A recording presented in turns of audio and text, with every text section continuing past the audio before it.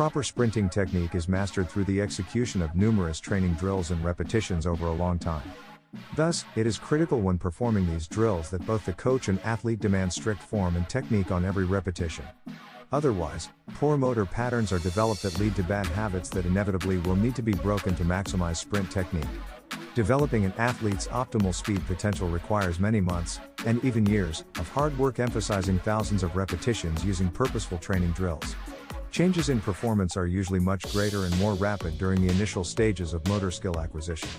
As practice continues, the amount of improvement realized becomes smaller. This is known as the law of diminishing returns.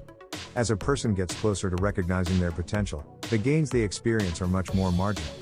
A long-held motor skill acquisition theory embraces a three-stage process of motor learning that incorporates a cognitive stage, an associative stage, and an autonomous stage.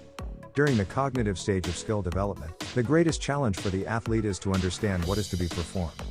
The biggest challenge for the coach is conveying to the athlete what is to be done.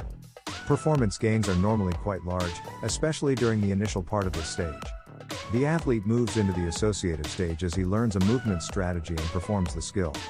The athlete then begins to modify how the movement is performed based on the coach's feedback.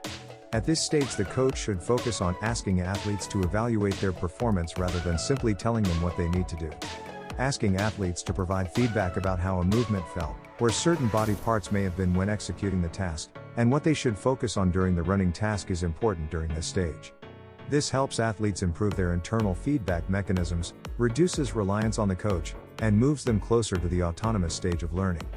The third and final stage of motor skill acquisition, the autonomous phase, appears after extensive training with hours and hours of practice.